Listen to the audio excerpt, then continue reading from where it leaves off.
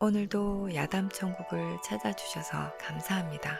항상 행운이 가득하시길 바랍니다. 여러분의 구독과 좋아요는 저에게 큰 힘이 됩니다. 자, 그럼 오늘의 이야기 시작하겠습니다. 충청도 어느 외진 마을, 이 마을 변두리 작은 초가집에 홀로 사는 사내 복동. 복동은 본래 말이 적은 사내였다. 아침마다 들에 나가 장작을 패고 저녁이면 외양간에 소를 돌보며 손에 밴 땀 냄새로 하루하루를 보내는 사내였다. 그런데 어느 날부터인가 그의 손끝에서 묘한 향이 난다는 소문이 골짜기 바람을 타고 마을 전체를 맴돌기 시작했다. 그 무슨 말이오? 사람 몸을 쪼물딱 만지면 묵은 체증이 내려가듯 개운해진다 하대. 내 허리도 복통이 손이 닿았더니 이젠 아프지가 않아. 암만 손끝에서 뜨끈한 열이 올라온다 하던디. 처음엔 허튼 소리인가 보다 했지만 얼마 지나지 않아 노파 한 명이 그 손 한 번만 더 빌려주게, 내 다리 말을 듣지 않아 하며 복동의 손을 놓지 않았다. 복동은 그저 웃으며 말했다. 그러지요. 기운이 돌면 나아지실 겁니다. 기운, 그건 복동만이 볼 수 있는 것이었다. 남들은 모르는 몸 안의 흐름이 그에겐 색과 결로 보였다. 붉은 기운은 분노요, 푸른 기운은 병이며 흐릿한 안개처럼 퍼진 기운은 바로 욕망이었다. 복동은 그것을 입 밖에 내지 않았다. 입으로 말하면 부정이 타는 것이라 믿었다. 하지만 이런 그를 유심히 지켜보던 이가 있었다. 곱디고 온 살결, 달빛 아래서도 윤기 흐르던 자태를 지닌 여인 월선 마님이었다. 머슴 복동이라 하였느냐? 그날 오후 복동은 저잣거리의 떡장수 옆에서 어깨에 담이 걸린 할머니를 주무르고 있었다. 손끝이 뼈마디를 지나며 풀려나가자 할머니가 어깨를 휘 돌리며 감탄했다. 세상에, 이래 시원한 손은 처음이네 그려. 그때 소라남 속에 들려온 소리, 도포자락이 바람에 흩날렸고 그 뒤로 검은 가마 하나가 조용히 멈춰섰다. 가마 문이 열리자 하얀 손이 슬며시 밖으로 뻗어나왔다. 매끄럽고 단정한 손, 그 손이 가리키는 이는 복동이었다. 복동이라 하였지 마님께서 몸이 성치 않으시니 따라오라 하신다. 그 말이 끝나기 무섭게 가마꾼이 복동의 어깨를 가볍게 밀었다. 복동은 묵묵히 고개를 숙이고 가마를 따랐다. 안채는 고요했다. 분냄새가 은은히 퍼져 있었고 복동은 발끝으로 조심스레 문턱을 넘었다. 왔느냐? 그 손 정말 신통하다는 것이 사실이냐? 방 안에서 들려온 소리는 단정하면서도 어딘가 꾹 눌러 담은 듯했다. 복동은 방 안으로 눈을 들었다. 거기 하얀 비단 저고리 아래 목덜미에 땀이 맺힌 여인이 부채로 살며시 얼굴을 가리고 앉아 있었다. 월선 마님이었다. 그녀는 고개를 돌리지 않은 채 말했다. 내 허리가 오래도록 아프다. 약방 의원도 장침도 소용없었다. 내 손 한번 써주겠나? 복동은 느릿하게 걸음을 옮겼다. 이 부름이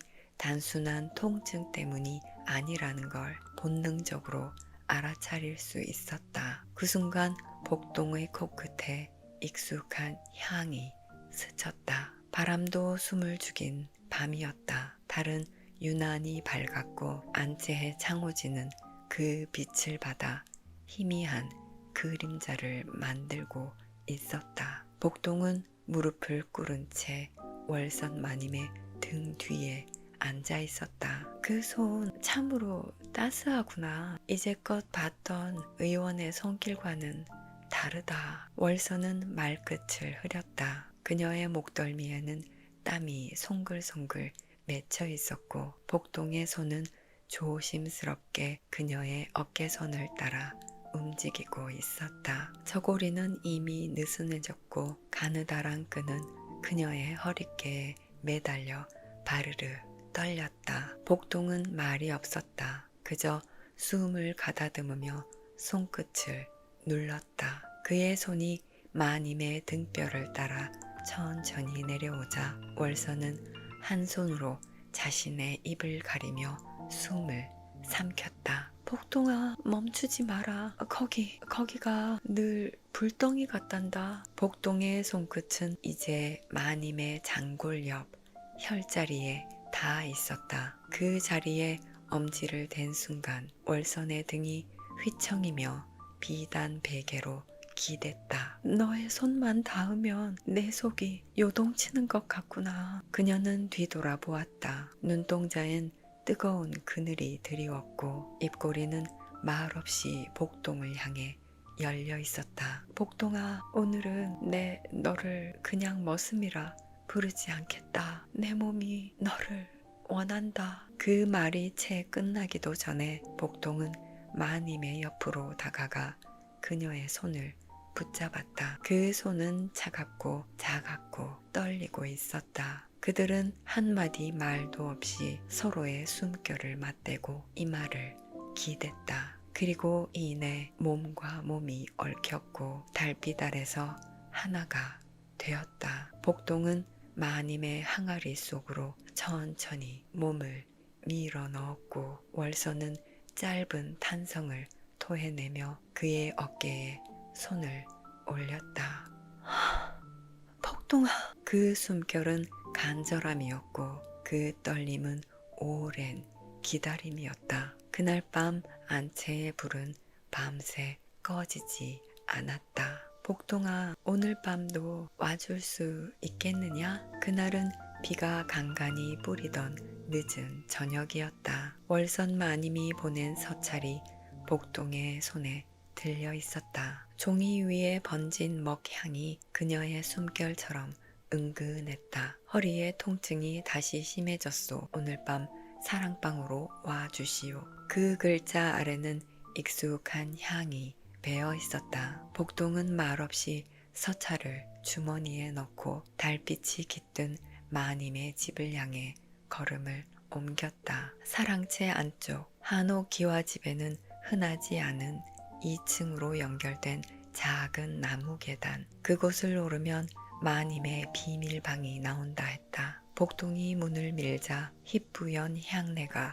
먼저 코를 스쳤다. 그 안에는 부드러운 비단 방석 위에 월선 마님이 이미 누워 있었다. 늦었구나. 기다리고 있었다. 그녀는 오늘따라 한껏 정갈했다. 옅은 옥색 저고리, 하얀 속치마는 반쯤 흘러내려 있었고 한 손엔 술잔을 들고 있었다. 이건 들국화 담근 술이다. 향이 좋은 술이니 한 잔 하게나. 복동은 잠시 망설이다 마님의 손에서 잔을 받아들었다. 국화 향이 혀끝을 타고 속을 휘저었다. 월선은 웃지 않았다. 그저 잔을 놓고 자신의 옆구리를 가만히 두드렸다. 여기 어젯밤보다 더 아프다. 네 손 기다렸다. 복동은 익숙한 동작으로 그녀의 몸에 손을 얹었다. 하지만 오늘의 마님은 달랐다. 그녀의 숨결은 훨씬 가빴고 등뼈를 따라 흐르는 기운이 이전보다 훨씬 붉었다. 복동아, 아프다는 건 거짓이다. 복동의 손이 멈칫했다. 월선은 복동의 손등을 쓰다듬으며 속삭였다. 네 손이 닿는 순간부터 내 몸은 불덩이 같단다. 그녀는 등을 돌려 복동을 향해 누웠다. 두 사람 사이엔 이제 말이 필요 없었다. 그날 밤 2층 사랑방에는 두 사람의 뜨거운 숨소리로 가득 채워졌다. 아니 복동이 그 무슨 말이요? 요샌 밤마다 어딜 들락거린다지? 듣자하니 월선마님 댁이라던데 몸이 아프단 핑계로 머슴을 안채까지 들인다지 아마? 에고 참 과부가 남자 하나 곁에 두는 게 뭐 대수겠느냐마는 하필이면 그 복동이냐 말이지. 장터 끝 우물가 물동이고 모인 여인들의 말소리가 마치 물 위의 파문처럼 퍼져나갔다. 처음엔 그저 호기심이었다. 그 다음은 시기였고 이제는 뱀처럼 길고 끈질긴 질투였다. 복동은 모른 척 했지만 마을 사람들이 자신을 바라보는 눈빛이 달라졌음을 느꼈다. 등 뒤에서 속삭이는 소리, 장에 나서면 슬쩍 피하는 시선. 허나 가장 선명한 것은 그를 환자 삼아 불렀던 부잣댁 마님들의 침묵이었다. 오늘은 머슴 복동 안 불러도 되겠다. 그 손 이제는 좀 식은 듯하구먼. 다른 젊은이들도 많지 않은가? 꼭 복동이 그자일 필요는 없지. 복동은 말없이 고개를 숙였다. 그의 손끝이 아직 따뜻한지 그의 눈빛이 여전히 진심인지를 더는 묻는 이가 없었다. 밤이 되면 복동은 월선 마님의 2층 사랑방에 올랐다. 마님은 아무 말 없이 창밖을 바라보다가 복동의 손이 닿자 비로소 속삭이듯 말했다. 소문이 돌지? 그쯤은 나도 안다. 복동은 손을 멈추지 않았다. 괜찮으십니까, 마님? 월선은 고개를 돌려 그를 바라보았다. 그 눈엔 두려움이 아니라 결심이 담겨 있었다. 너 하나 지키는 것쯤 내게 그리 어려운 일이 아니다. 그 말이 복동의 가슴에 파문처럼 번졌다. 저기 마님께 전해주십시오. 오랜 친우가 찾아왔다고. 어느 날 오후 마님댁 대문 앞에 검은 갓을 눌러 쓴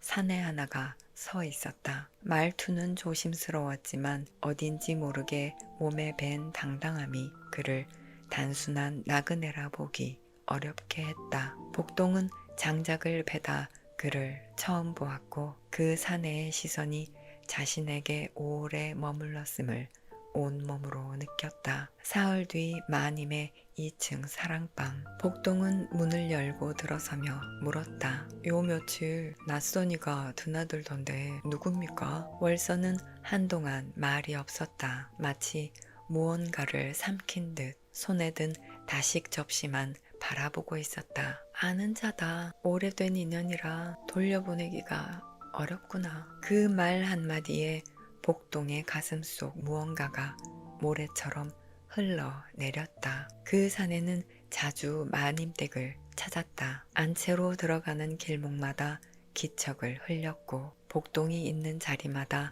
스치듯 눈을 맞췄다. 자네가 그 복동이란 머슴인가? 만지는 솜씨가 좋다 들었네. 허나 솜씨만 좋으면 뭘 하나? 제 자리가 아닌 자리를 넘보면 화를 부르지. 사내의 말 속엔 칼을 감추고 있었다. 복동은 눈길을 피하지 않았다. 전 그저 제 손으로 아픈 곳을 어루만질 뿐입니다. 그 이상도 이하도 아닙니다. 사내는 고개를 끄덕이며 말끝을 흐렸다. 그래야 할 것이야. 그래야 자네도 오래 살 수 있지. 그날 밤 월선 마님은 창가에 앉아 있었다. 머리에 얹은 비녀가 살짝 기울어져 있었고 눈동자에는 낯선 바람이 스며 있었다. 그저 누구입니까? 복동이 물었다. 월선은 천천히 고개를 들었다. 옛사람이다. 내 벗어나지 못한 과거 같은 존재지. 그리고는 더 말하지 않았다. 마님이 보이지 않습니다. 문을 열고 들어선 복동에게 하녀가 수척한 얼굴로 말했다. 아침부터 방이 비어 있었어요. 서찰도 안 남기고요. 복동은 믿을 수 없다는 듯 곧장 2층 사랑방으로 올라갔다. 문은 잠겨 있지 않았다. 하지만 그 안에는 늘 깔려있던 방석도 피워놓던 향로도 사라져 있었다. 남은 건 창틀에 걸쳐진 작은 비녀 하나. 비녀 끝엔 들국화 향이 살짝 묻어 있었다. 찾아야 한다. 복동은 곧장 마님이 다니던 길목들을 훑었다. 장터, 골목, 약초방, 뒷마당, 그리고 오가는 손님이 자주 묵는 주막. 하지만 어디에도 마님의 흔적은 없었다. 하녀 하나가 수군댔다. 그 갓쓴산에 어제 저녁 무렵 안채에서 나왔다지요. 짐을 챙기는 것 같았다는 말도 있고. 그 말에 복동의 눈빛이 흔들렸다. 그자가 데려간 것인가? 아니면 마님 스스로 떠난 것인가? 그날 밤 복동은 혼자 2층 사랑방에 올랐다. 비어있는 자리, 텅 빈 기운, 달빛만이 그 자리에 남아 있었다. 그는 마님의 자리에 앉아 그녀가 앉던 방향으로 몸을 돌렸다. 그리고 아무도 없는 곳을 향해 조용히 물었다. 왜 저를 남기고 떠나셨습니까, 마님? 하지만 대답은 없었다. 대신 창틈 사이로 스며든 바람이 방 안을 천천히 메우고 있었다. 복동은 두 손으로 무릎을 감쌌다. 달빛이 그의 뺨을 타고 흘렀다. 사랑방 구석, 정갈이 개어진 비단 혼이불이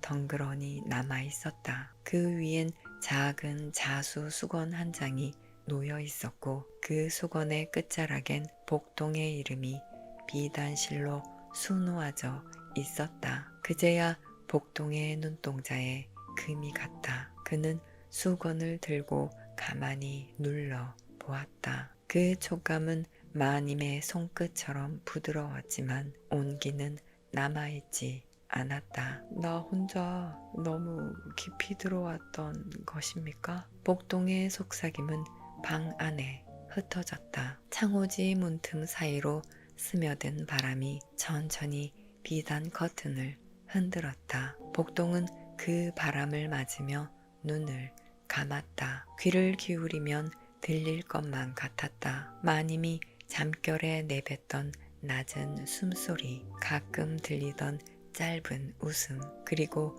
이 방을 메우던 들국화 향기. 모든 것이 선명한데 정작 마님은 그 어디에도 없었다. 복동은 마님의 빈자리 앞에 무릎을 꿇고 오래도록 앉아 있었다. 달빛은 그 자리에 머물렀고 그의 그림자만이 길게 늘어져 있었다. 그 산에 한양서 내려왔다 하더이다. 복동은 마님이 사라진 지 닷새쯤 되는 날 마을 주막에 주모를 조용히 찾아갔다. 탁주 한 사발을 올려놓자 주모는 한숨부터 내쉬었다. 그 양반 뭔가 이상했어요. 처음 올 땐 몸도 허약하고 말수도 적었는데 요 며칠은 좀 다르대요. 지체 높은 양반 같은 행동에 가끔 혼잣말을 하기도 했고요. 복동이 눈을 가늘게 떴다. 무슨 말이었습니까? 주모는 기억을 더듬었다. 이제는 돌려받을 때가 됐지? 내 것을 내 손으로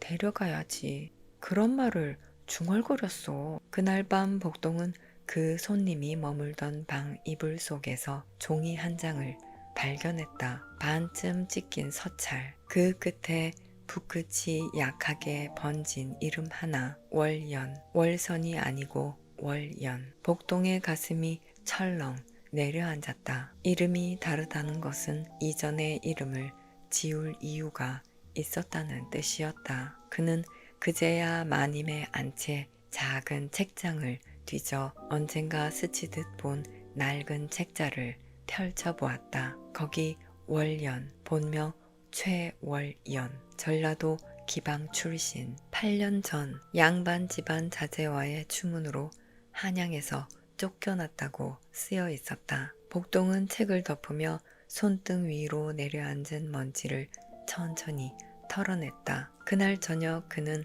다시 그 주막으로 갔다. 그 손님은 이미 떠난 뒤였고 아무런 흔적조차 남기지 않았지만 벽 한 귀퉁이에 세워진 담뱃대 하나가 버려져 있었다. 복동은 그 자리에 한참을 앉아 있었다. 비어있는 자리를 바라보며 속으로 되뇌었다. 나는 마님의 무엇이었는가? 그자가 그녀의 과거라면 나는 그녀의 지금이었는가? 아니면 그저 지나간 인연이었는가? 이 손수건 네가 만졌구나. 그날 밤 복동은 2층 사랑방에서 다시 마주한 마님의 얼굴을 보며 숨이 멎는 듯한 충격에 말문을 잃었다. 마님은 아무렇지도 않은 표정으로 그 앞에 앉아 있었다. 도망쳤던 이가 아니라 그저 계속 있었던 사람의 얼굴이었다. 보고 싶었다, 복동아. 그 한마디에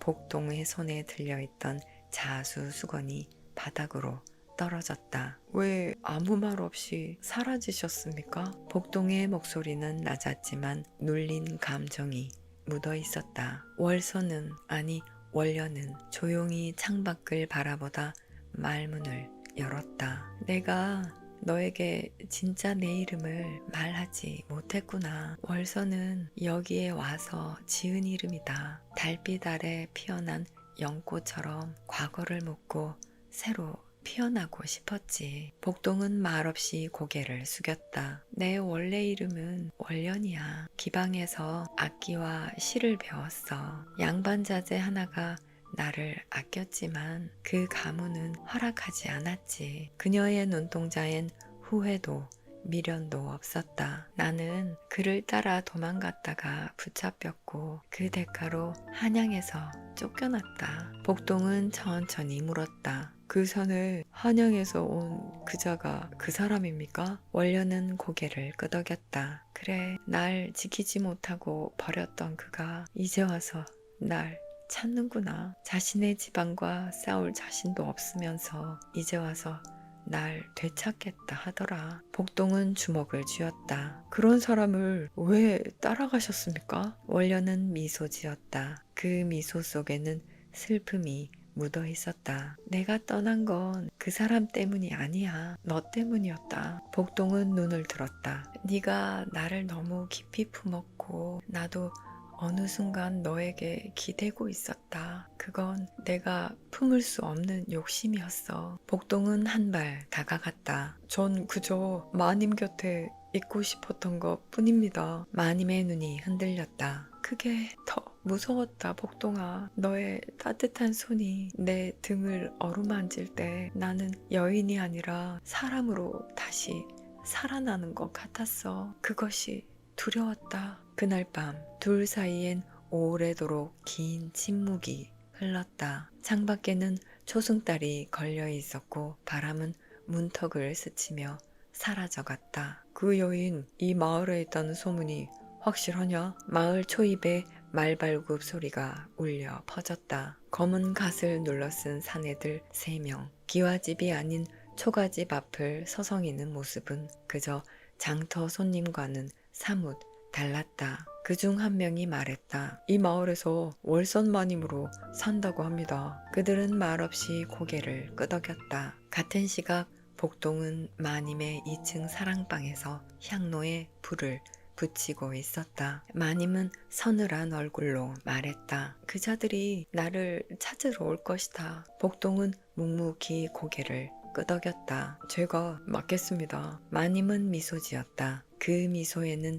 체념도 안도도 함께 섞여 있었다. 너 하나 살기도 버거운 세상인데 내가 너를 끌어들이는구나. 복동은 고개를 저었다. 지금까지 마님께서 저를 지켜주셨습니다. 이젠 제 차례입니다. 며칠 후 복동은 일부러 장터 한복판에 섰다. 장작을 나르고 물을 깃고 지나가는 여인들의 어깨를 주무르며 평소와 다름없는 척했지만 눈은 늘 마을 초입 쪽을 살피고 있었다. 그날 오후 복동 앞에 낯선 갓과 도포자락이 멈춰섰다. 자네가 복동인가? 사내는 짧게 물었다. 마님을 뵈러 왔다. 복동은 한치의 망설임도 없이 대답했다. 마님은 이 마을에 안 계십니다. 그분은 떠나셨습니다. 사내의 눈동자가 가늘게 떨렸다. 그럼 자네는 뭐냐? 그 여인의 정인이라도 되느냐? 복동은 고개를 끄덕이지도 부정하지도 않았다. 저는 그분의 오늘을 지키는 사람입니다. 사내는 말없이 복동을 한참 바라보다 돌아서며 내뱉었다. 좋다. 그럼 자네가 감당해보시게. 그들의 발소리는 마을 끝 너머로 사라졌지만 그 말은 복동의 등줄기를 서늘하게 타고 내려갔다. 바람이 심상치 않았다. 하늘엔 구름이 몰려들었고 달빛을 희미하게 가리고 있었다. 복동은 장작을 안고 2층 사랑방으로 올랐다. 월서는 그 자리에 앉아 있었다. 그녀의 손에는 익숙한 들국화 술잔이 들려 있었다. 곧 오겠지. 월서는 입을 떼며 조용히 말했다. 복동은 말없이 향로에 불을 붙였다. 방 안에 퍼지는 들국화 향이 이 밤을 더욱 쓸쓸하게 만들었다. 복동아. 그녀는 그의 이름을 낮게 불렀다. 내가 떠나면 너는 이 마을에 남을 것이냐? 복동은 고개를 들지 않았다. 그들이 널 해할지도 모른다. 나는 그걸 막을 수 있을지 자신이 없어. 복동은 마침내 입을 열었다. 그럼 함께 떠나시지요. 월선의 손이 멈췄다. 그 눈엔 놀라움과 슬픔 그리고 흔들림이 동시에 담겨 있었다. 너를 곁에 두려던 내 욕심이 오히려 너를 깊은 구렁텅이로 밀어넣는구나. 복동은 고개를 저었다. 마님과 함께라면 어디든 그 길이 저의 길입니다. 한참을 바라보던 마님은 이불 밑에서 보퉁이 하나를 꺼내 복동에게 쥐어주었다. 그 안엔 정갈이 접힌 비단옷과 작은 주머니 하나가 들어있었다. 내일 새벽 동산 너머 솔숲길로 가면 마차 하나가 기다릴 것이다. 널 안전하게 보내고 싶다. 복동은 조용히 그 보퉁이를 내려놓았다. 마님 없이 떠나는 길은 저에겐 있을 수 없습니다. 창밖에서 나뭇가지 부러지는 소리가 들렸다. 복동은 칼자루에 손을 얹었다. 월서는 떨리는 목소리로 물었다. 그들이 온 것이냐? 복동은 고개를 끄덕이며 말했다. 이제 숨을 수 없습니다. 버틸 수 있느냐 물으시면 이 손으로 직접 보여드리겠습니다. 그 밤은 유난히 고요했다. 고요함이 너무 짙어 누군가의 숨소리까지 들릴 듯했다. 복동은 마루 끝에 앉아 손끝으로 칼자루를 만지고 있었다. 검은 그림자 셋이 안채의 담장 너머로 모습을 드러냈다. 첫 번째 사내가 뛰어들며 소리쳤다. 그 여인 이 집에 있는 거 다 안다. 이제 그만 여인을 내놓고 물러나거라. 복동은 대답하지 않았다. 다만 몸을 틀어 사내 앞을 막아서며 말했다. 이곳은 마님의 집입니다. 들어올 수 없습니다. 사내는 코웃음을 쳤다. 자네 같은 머슴이 길을 막을 힘이 있겠느냐? 복동은 조용히 칼을 뽑았다. 짧은 충돌. 복동은 뛰어든 사내의 발목을 걸고 몸통을 밀쳐 방 안쪽으로 못 들어오게 막았다. 너 같은 녀석 하나쯤은. 두 번째 사내가 칼자루를 높이 들었다. 복동은 왼팔로 막아냈지만 칼이 손등을 스치며 피가 맺혔다. 그는 뒤쪽 방문을 향해 소리쳤다. 마님, 지금입니다. 떠나십시오. 문 안쪽에서 월선의 그림자가 일렁거렸다. 복동아! 그 한마디에 복동은 고개를 돌리지 않았다. 어서요. 지금 가셔야 합니다. 월선은 망설였지만 곧 작게 숨을 들이쉬며 방 반대편 창으로 몸을 돌렸다. 사내 셋 중 하나가 소리쳤다. 도망간다. 잡아라. 하지만 복동은 끝까지 길목을 틀어막았다. 팔을 다쳐도 허벅지가 찢겨도 그는 물러서지 않았다. 한 발짝도 그분께 닿게 두지 않겠다. 사내 셋이 겨우 그를 밀쳐냈을 때 월선은 이미 소나무 숲 아래 마차에 몸을 실은 뒤였다. 새벽 마을 어귀. 복동은 피로 얼룩진 옷을 입은 채 담벼락에 기대어 앉아 있었다. 사내 셋은 사라졌고 어디론가 흔적 없이 흩어져 버렸다. 복동의 손엔 비단 수건이 꼭 쥐어져 있었다. 그 수건 끝자락엔 월선이 마지막에 던져준 편지가 묶여 있었다. 복동아, 너는 나를 다시 살게 해준 사람이었다. 이 생이 끝날 때까지 널 잊지 않겠다. 복동은 조용히 눈을 감았다. 바람은 잦아들고 동쪽 하늘이 미세하게 붉어지고 있었다. 그 후로 몇 년이 흘렀다. 마을은 그대로였고 초가집은 여전히 비탈 아래 조용히 앉아 있었다. 복동은 혼자였다. 장작을 패고 들을 다니고 가끔은 안악들의 어깨를 주무르며 예전처럼 하루를 보냈다. 하지만 문득 바람이 불면 그는 저도 모르게 고개를 든다. 그리고 월선의 집 사랑방 쪽을 바라본다. 그곳엔 아무도 없다. 하지만 그 밤의 향, 그녀의 숨결, 그 손끝의 온기는 여전히 남아있다. 복동은 여전히 누군가에게 온기를 전해 고통을 덜어주지만 그 온기의 색은 달랐다. 가슴으로 품었던 한 여인에게 전해진 온기는 다른 누구에게도 닿지 않았다. 매년 들국화 피는 계절, 사랑방 문을 열고 향을 피운다. 들국화 향 사이로 그녀의 웃음소리가 어렴풋이 바람을 타고 들려오는 듯 했다. 복동은 가만히 눈을 감는다. 남아있는 그녀의 온기가 그를 살아있게 했다.